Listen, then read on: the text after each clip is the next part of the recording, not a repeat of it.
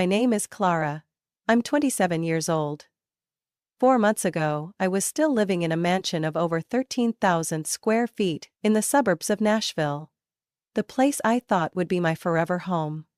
But then my parents, Mr. Dennis and Mrs. Lorraine, along with my sister Brooke, took everything from me. Not just the house, not just the company, but the last ounce of trust I had left for my family. My grandfather, Mr. Harold Lexley, was the only one who truly saw me. He was the man who built Lexington Timber Group, the largest lumber company in Tennessee, from nothing. I was the granddaughter he taught to read financial statements at 14, the one he brought to shareholder meetings to build backbone. On the other hand, Brooke, 30 years old, beautiful, glamorous, never showed interest in anything beyond her platinum credit card and a shallow social circle in Dallas. But in my parents' eyes, she was always the perfect daughter. They didn't even try to hide their favoritism. Every time Brooke messed up, a broken contract, credit card debt, gambling rumors, they'd blame social pressure and pour money into cleaning up the mess. And me? I once helped the company land a deal worth $2.8 million and only got a half-hearted nod from my father. Not bad. Grandpa Harold passed away earlier this year after 6 months battling cancer. In his final days, he never left his bed. And I, as usual, was the one brewing his morning coffee, taking down every instruction, every matter he wanted to settle. "After I'm gone, you'll see who they really are," he told me one rainy afternoon, his eyes dim but his voice steady. "But you won't walk away empty-handed." I didn't think much of it until the reading of the will. The meeting was held at the office of attorney Samuel Whitaker, my grandfather's legal representative for nearly 2 decades. I arrived 10 minutes early, not wanting to see Brooke's fake face. When Mr. Whitaker began to read, the air in the room turned to stone. According to the wishes of Mr. Harold Denton, all executive shares of Lexington Timber Group and ownership of the Bell River estate will be transferred to his granddaughter, Clara Denton. I heard a wineglass clatter against the table. My mother, Lorraine, gripped the armrest, her face pale. My father said nothing, but his jaw tightened, as if he could crush the air itself. Brooke burst into tears. But it wasn't grief, it was rage! She jumped to her feet, screaming. What? He left everything to her? What did she even do? Make coffee and jot down notes a few times and suddenly she gets the whole company? My father finally spoke, his voice chillingly calm. "I think we need to reassess the legal validity of this document." I wasn't surprised. But I wasn't ready for the scale of betrayal that followed. 3 weeks later, I was thrown out of the very house my grandfather left me. They hired a separate lawyer, submitted a bundle of medical evaluations to court, claiming Grandpa Harold was no longer mentally sound when revising the will. I objected. I presented the evaluation from his personal doctor, confirming he was lucid until the end.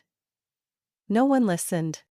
One Monday morning while I was having breakfast in the kitchen, Peterson, the longtime house manager, approached me and whispered, "They want you out of the house by noon, Miss Clara." I laughed. "They can't do that, this is my house." But I was wrong. At exactly 11:45 a.m., my father walked into my room without knocking. Behind him was Brooke, smiling triumphantly, and 2 strange men in gray suits. "Get up," he said, "your sister needs this room." I didn't move. And then, without warning, he grabbed my arm, yanked me out of the chair, and dragged me down the hallway with a strength I never imagined he had.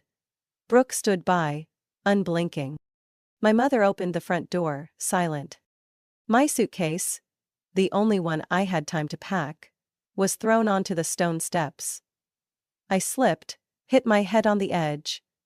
Blood trickling down my forehead. My father spoke like he was wrapping up a board meeting. "You have no rights here anymore.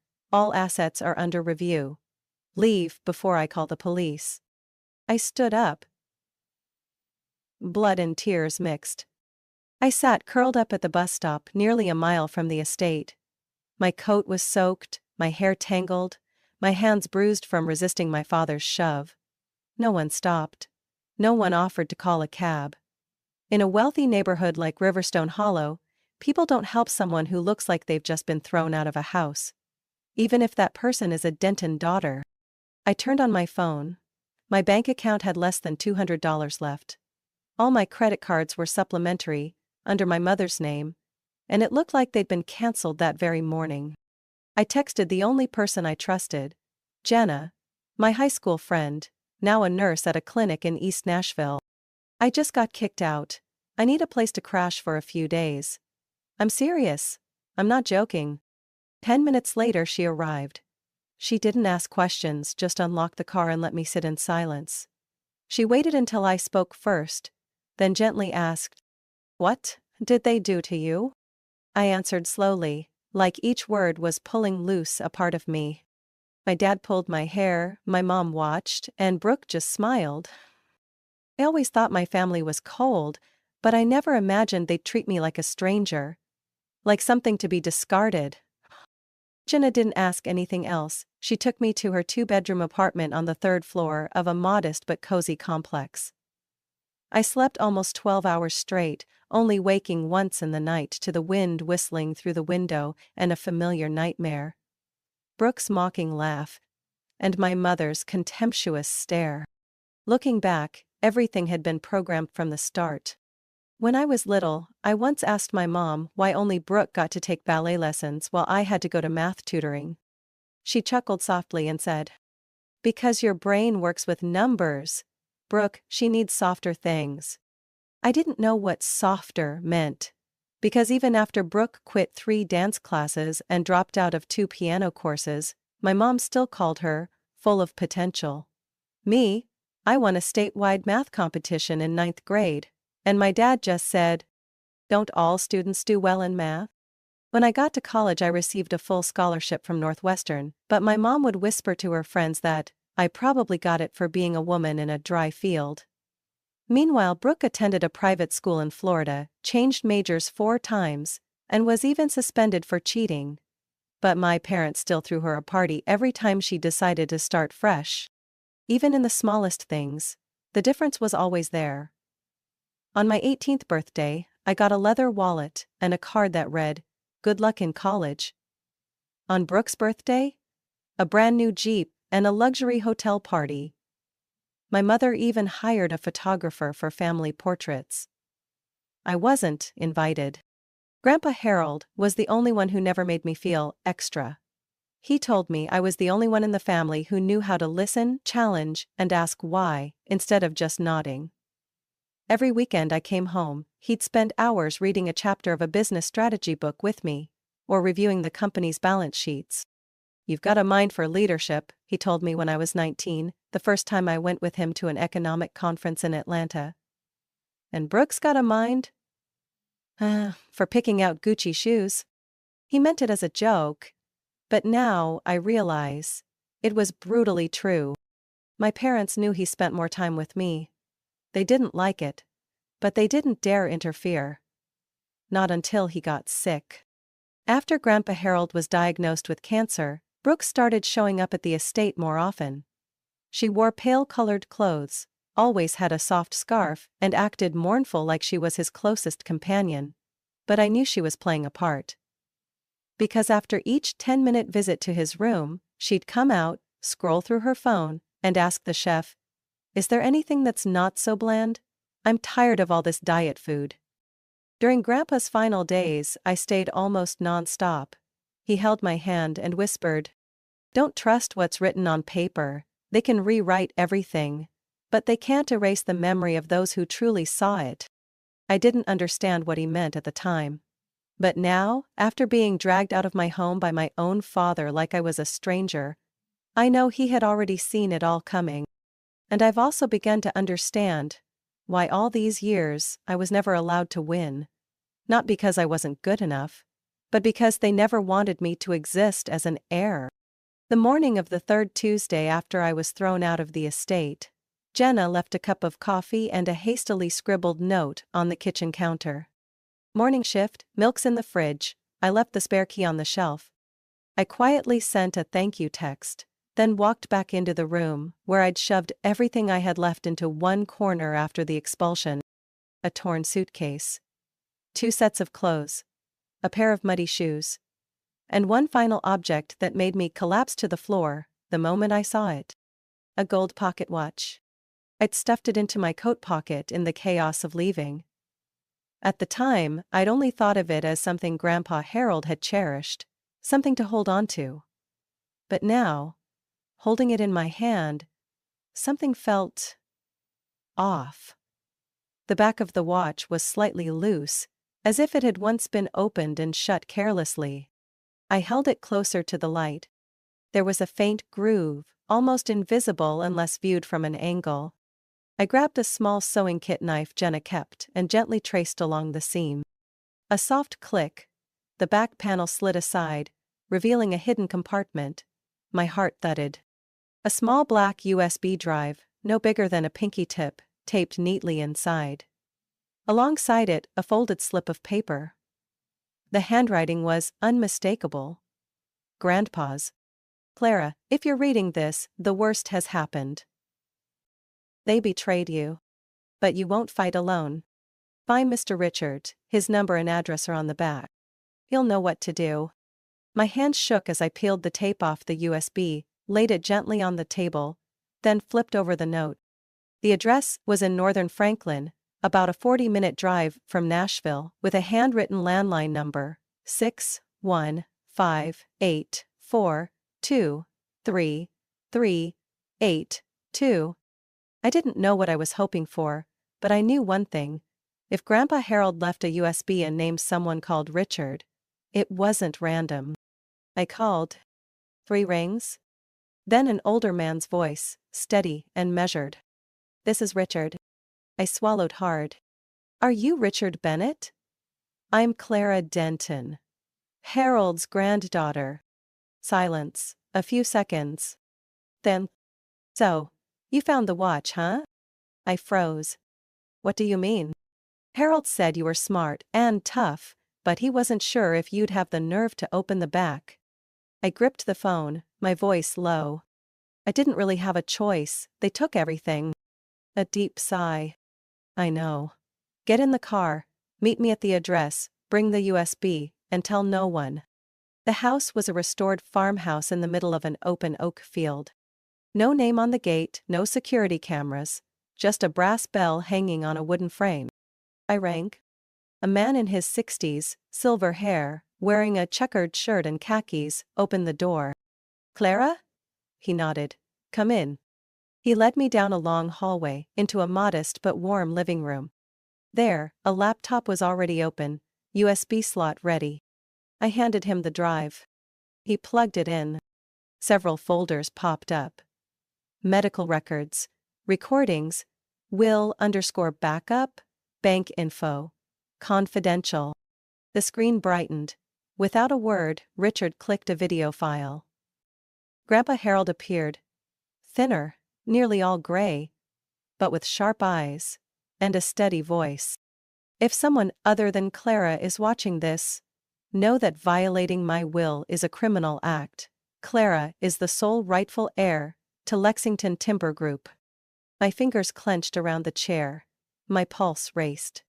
Richard turned to me. This drive has everything. The original will Harold signed in front of 3 neutral witnesses. A mental health assessment from his private doctor confirming he was fully competent.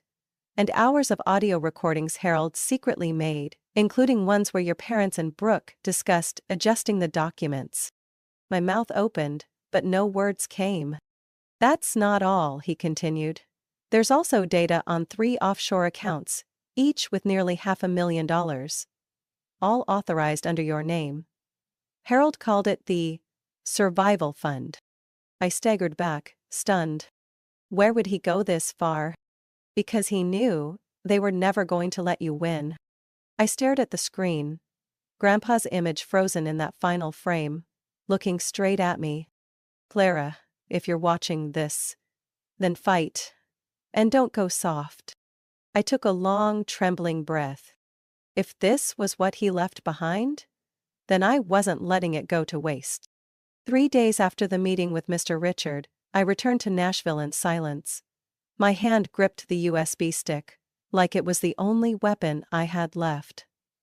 I couldn't go public with anything, yet. Every step had to be calculated.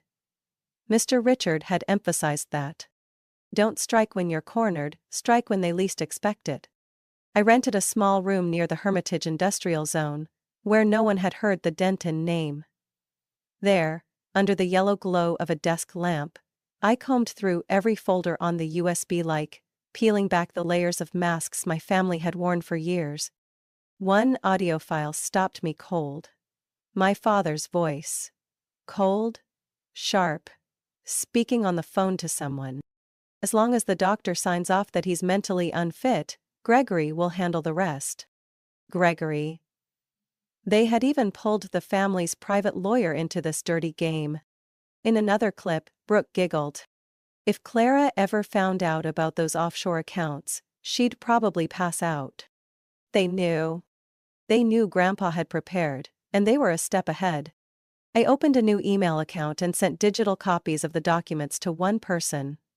Benjamin Stokes, a retired inheritance attorney and former law school friend of Mr. Richard. He still took on special cases. We had an appointment next week. But before going any further, I had to be sure. Was there anything else hidden in Grandpa's house? I needed to go back to Bell River Estate. That Friday evening, I drove up the long road to the Denton property. The black iron gate had a new code, new cameras. I didn't go in. I waited. And just as I'd predicted, the family's black SUV rolled out around 7 p.m. Dinner out every weekend, an old tradition, kept more for show than love. I slipped through the back fence, where Grandpa once secretly showed me when I was 15. Just in case you lose your keys and don't want to explain it to anyone. The west cellar door was just as I remembered.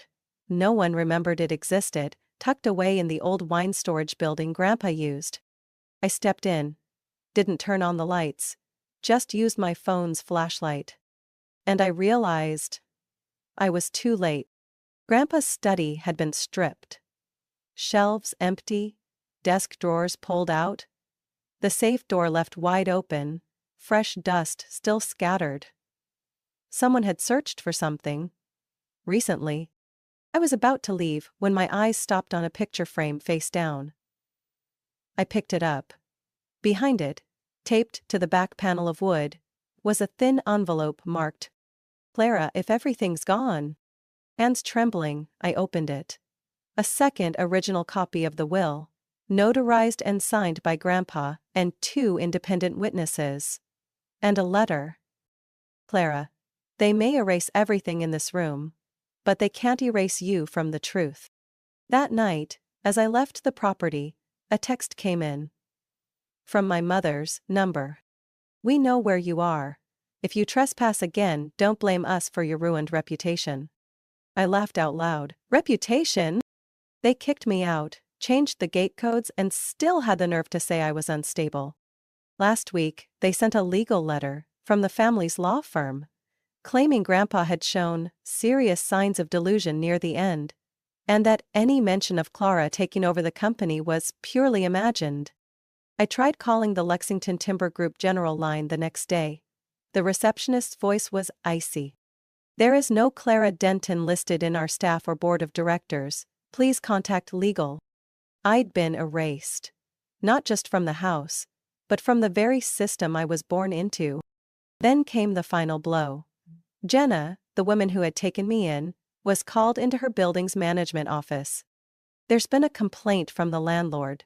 They want to review the lease terms. We're sorry, but you can't have guests for over 10 days. I understood. They found out where I was. They pressured Jenna. Not with threats, but with policies. With invisible power. I packed my things, hugged Jenna tight, thanked her for standing by me this long. I didn't blame her. Because I knew. They weren't going to stop. They wanted me hopeless. They wanted me gone.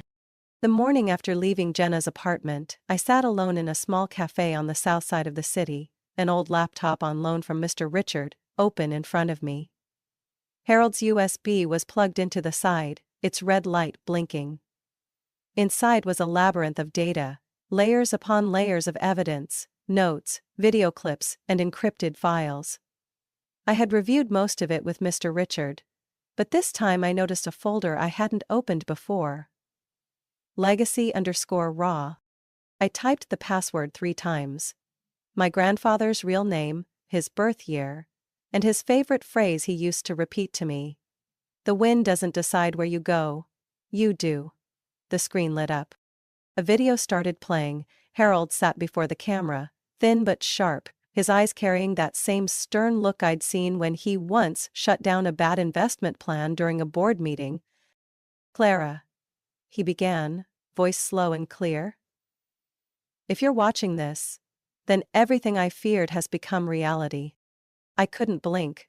He was looking straight into the lens, as if speaking to me in the present. "I've stored all the documents you need to prove my mental capacity at the time the will was signed, all medical evaluations.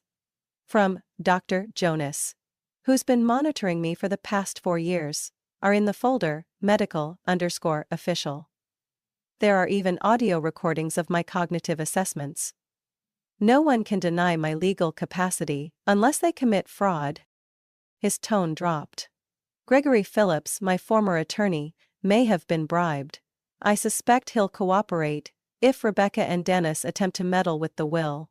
If that happens, go to Lawrence Greer, the co-founder of Lexington Timber." I looked up. Lawrence Greer? I thought he'd retired from the industry long ago. "Lawrence is the only one I trust outside of Richard," Harold continued. "And he's overseeing part of the assets I kept off the books." The screen went black for a few seconds, then switched to a shot of him holding a black envelope. Inside this envelope are login credentials for 3 bank accounts in Switzerland and the Cayman Islands. The total is $2 million. No one but you knows they exist. Use that money to fight, Clara. Don't let them corner you. And don't fall into the trap of revenge. You don't need to destroy them. You only need to win." I froze. In the quiet cafe, only the fan whirred steadily. What I now held. This video, the medical evaluations, audio recordings of past board meetings, and now, secret financial accounts, was no longer just evidence. This was the foundation of a full-blown counterattack. I called Mr. Richard. "Richard, do you know where Mr. Lawrence Greer is right now?" I asked, still scrolling through the files. A pause. "Lawrence moved to the Charlottesville area in Virginia. He's been off the radar since selling his final shares. But I do have his number." "Clara, are you sure? Lawrence is notoriously private." "Grandpa mentioned him in the video," I said. "He'll understand." 3 hours later I had a meeting scheduled. Mr. Lawrence welcomed me into his cabin, nestled in the Blue Ridge Hills. He was nearly 70, white-haired, his features sharp like a man who'd never truly left the boardroom. "You look like Harold," he said, skipping any pleasantries. "The eyes, the stance." I said nothing, just handed him the USB. He watched the entire video, never once interrupting. When the screen finally went black, he sat still for several minutes before speaking. He was right. Gregory's an opportunist, and Dennis, he always resented Harold for bringing you onto the junior advisory board. I once overheard him tell Brooke, "Once the old man dies, everything goes to the ones who actually deserve it." I looked at him, eyes unwavering. "Are you willing to help me?" He nodded. "I'm not doing this for legacy. But I owe Harold.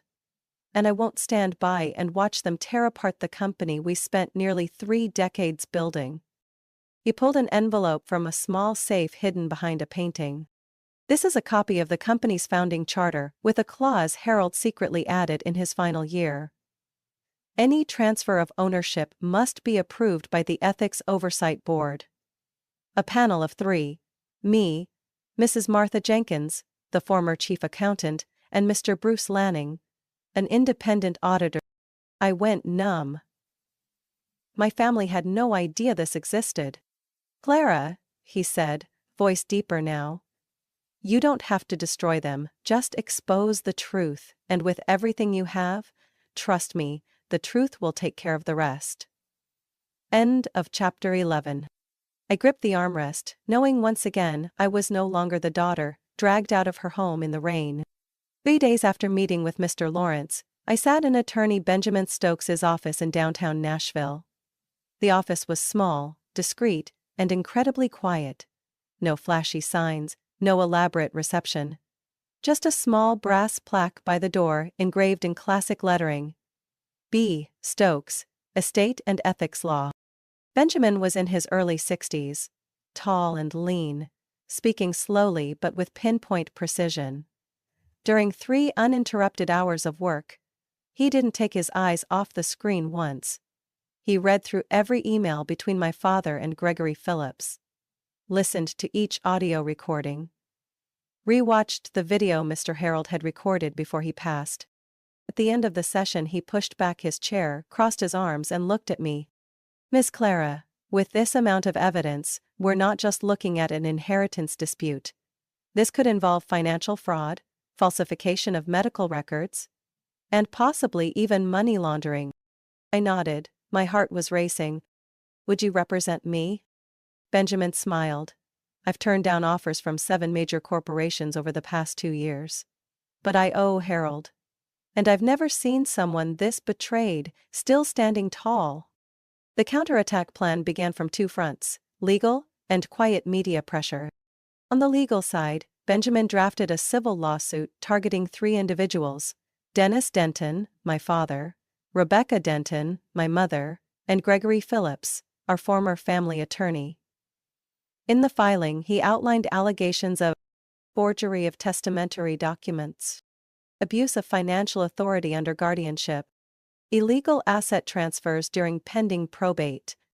Meanwhile, I began working with Marcus Wynn, a private investigator introduced by Mr. Lawrence. Marcus had been a federal investigator who retired early after refusing to cover up a government corruption case. When I asked why he took this case, he simply said, "I hate people who use bloodlines to mask their crimes." Marcus had a rare skill tracking money trails. And he uncovered something that made even Benjamin frown. From a Lexington Timber corporate account, $98,000 had been wired to a casino hotel in Reno, Nevada. Exactly 1 week after Brooke's credit card was hacked, as my mother had claimed to the press. Marcus tapped the screen of his laptop. This transfer is marked as expense reimbursement. Reimbursement for what? At a casino? I asked, my throat dry. Could be debt, or hush money, Marcus said without flinching. And that wasn't all. He'd discovered a string of suspicious transactions. My father had used a company's name to purchase a house in Orlando, registered under a shell corporation. The current occupant? A woman named Angela Holt. The same name as my mother's longtime friend, who once borrowed $50,000 for a community arts project no one ever heard of. Benjamin, on his end, found something else. Gregory Phillips had submitted a recently updated will to the local court, claiming Mr. Harold wanted all assets divided equally due to mental health instability. But the timestamp on that document? 3 weeks after my grandfather's death. And the printer that produced it? Registered to Gregory's office. If we handle this right, Benjamin said in a strategy meeting, we might not just win. We might see at least one of them face criminal charges. I chose not to go public. Everything stayed under the radar. But I wasn't alone. Mr. Richard became the communications hub. Marcus kept tracing fraudulent investments. Benjamin strategized the legal path like a chessboard. And Mr. Lawrence was quietly rallying the ethics oversight board he and Harold had once built, a board with the authority to veto any Lexington Timber asset transaction upon evidence of misconduct. One rainy night, I sat alone on Mr. Richard's balcony, overlooking the swaying barley fields. I thought of the moment my father dragged me out by my hair. Brooke's triumphant smile. My mother saying I was a burden.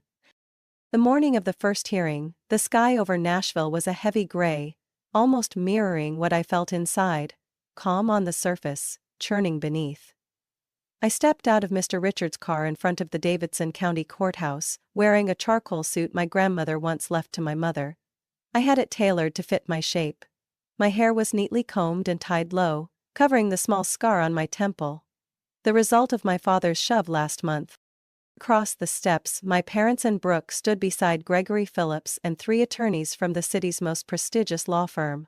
They looked like they were headed to a gala, not a contested probate trial. My mother wore Chanel sunglasses, pretending not to see me.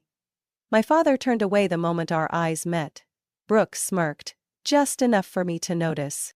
But this time, I wasn't Clara, being dragged through the rain. I was Clara Denton, the rightful heir to Lexington Timber, and I was here to reclaim everything that had been stolen. As plaintiff, I presented 3 main allegations: will forgery, abuse of fiduciary authority, and deliberate obstruction of legal heir access to estate assets.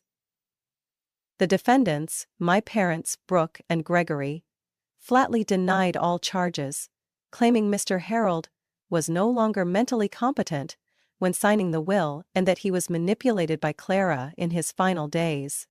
Judge Eva Ree Rollins, a no-nonsense woman in her 50s with a reputation for cutting through courtroom theatrics, presided over the case. From her opening remarks, she made her stance clear. We are not here to rule on emotions, we rule on evidence. And that's exactly what we had. Benjamin began with a 21-minute video Mr. Harold had recorded 1 month before his death. His image appeared on the courtroom screen, frail, yes, but eyes sharp, hands slightly trembling, voice firm. In the video he stated clearly, I, Harold Denton, in a sound and lucid state of mind, leave all operational shares of Lexington Timber and the Bell River Estate to my granddaughter, Clara Denton. I have a specific reason: her capability, her integrity, and her commitment to this legacy. When he spoke my father's name, Dennis, my father's face froze. Mr. Harold called him financially reckless and more concerned with social standing than ethics. About my mother he simply said, chooses silence to preserve peace, even when it harms the company. As for Brooke, his tone was gentle but firm. I love her like my own, but I can't entrust a legacy to someone who's never held a job longer than 3 months. Next came the testimony of Dr. Jonas, Mr. Harold's physician for the final 3 years of his life. He presented medical records, cognitive evaluations, and footage from his final interview, recorded by Mr. Richard. Mr. Harold was fully competent, Dr. Jonas emphasized. He knew exactly what he was doing. I signed off on it, not because he was my patient, but because it was true. Then came Martha Jenkins, Mr. Harold's former assistant. Her hair silver and neatly tied back, her eyes steady. I was there when Mr. Harold signed the will, she said. No pressure, no doubt in his clarity. And I saw him cry when he said, I hope Clara won't need the law to prove what's right. Then the most unexpected witness. Peterson, our family's housekeeper of over 25 years. He wore an old suit, but his eyes didn't flinch. I saw Mr. Dennis drag Miss Clara out of the house. I heard Mrs. Rebecca say, as long as she's gone, everything can be sorted later. And I once overheard Gregory Phillips discuss with Mr. Dennis about drafting a more controllable version of the will. The courtroom fell silent. My father shut his eyes, my mother looked away. Gregory flushed, wiping sweat from his brow, though the room was cool. Finally, Benjamin wrapped up with a thick file containing financial records showing Brooke used company funds to cover gambling debts. Emails from Gregory to my father discussing how to soften the will's language. Handwritten journals from Mr. Harold, provided by Mr. Lawrence, in which he wrote, if I die, and Clara is shut out, the law must be her final refuge. I trust Clara. And I believe the truth will outlive any performance. 3 days later, the ruling came. Judge Rollins entered with a stern expression. Based on the evidence, consistent testimony, and verified legal documentation, she said. The court finds that the will, signed by Mr. Harold Denton, is valid and reflects his genuine intent. I held my breath. All inheritance rights and shares are hereby restored to Clara Denton. Furthermore, this court orders the immediate suspension of Mr. Dennis Denton and Mrs. Rebecca Denton from any executive role at Lexington Timber. Gregory Phillips will be referred to the State Bar for professional ethics review. I didn't cry. I simply stood, nodded at the judge, and turned to face them, my parents Brooke, Gregory, still frozen in their seats like stone statues. On a December morning, I returned to Lexington Timber Group, as mist still clung to the treetops outside the 19th floor window. When the elevator doors opened, no one looked at me like I didn't belong anymore. They knew who I was. And this time, no one could take that away. The CEO office remained unchanged, the old brown leather chair, the oak desk with worn corners from when Harold was still alive. But the nameplate on the desk had been replaced. Clara Denton, CEO. The first thing I did wasn't to hold a press conference, nor to launch the mass firings people had gossiped about. I simply called a meeting with accounting, legal, and senior HR. On the screen, I laid out a 6-month restructuring plan. Cut vanity expenses. Cancel all shady contracts signed under my father's leadership. And establish the Harold Denton Ethics Fund. An internal initiative to protect whistleblowers. Someone asked, "What about your family? Mr. Dennis, Mrs. Rebecca, do they still have any role?" I answered clearly, without hesitation. They are no longer affiliated with this company in any capacity and they never will be. That afternoon, I signed an order to reclaim all assets my parents had misappropriated from Lexington Timber. The Bell River estate was quietly listed through a trust. My mother sent an email. Her first contact since the trial. "Clara, I know there were mistakes. But I'm still your mother, at least let us talk. Not about assets, but about blood." I read it. And deleted it. Brooke was the only one I agreed to meet in person. She showed up 15 minutes late, dressed unusually plain, an old knit coat, flat shoes, no makeup, no posing. When she saw me waiting in the cafe corner, she hesitated. Like she expected to be turned away. "I don't expect forgiveness," Brooke began, her voice softer than I'd ever heard. "I just wanted to thank you for not suing me." I looked at her. The one who had trampled over me since childhood. But now, her eyes held no arrogance, only exhaustion and confusion. I didn't bring up the past. Not the stolen things, the slander, or the day she laughed, while my father dragged me out of the house. I simply asked, "What are you planning to do next?" She stayed silent for a long moment, then pulled out a folded paper. "A registration form for a financial recovery and trauma counseling program in Atlanta. My therapist said I should write a real apology," she said. "But I don't think you need to read it. I just wanted to show you. I'm trying to start over." I nodded, placed a folder on the table and slid it toward her. "Inside is a scholarship from Grandpa's fund. If you truly want change, this means you won't have to depend on anyone anymore." She frowned. "What's the catch?" she asked. "None," I said. "But there won't be a second chance." Brooke burst into tears. For the first time in my life I saw real tears from her. Months later, Lexington Timber reported rising profits again. But what made me prouder was this. 12 employees whom my father had once fired for being a poor cultural fit had been invited back. And 2 of them were now leading our most critical departments. I also finally purchased a small home on the east side of the city. A 2-story wooden house with a backyard full of lavender, just like Grandpa once dreamed for me. On the first anniversary of his passing, I visited his grave again. I placed a small wooden box in front of his headstone. Inside was the pocket watch he left me. I whispered, "You kept the time, I kept the promise." Later I received letters from my father, through their attorney, wanting to discuss reconciliation. They cited everything: age, health, family honor.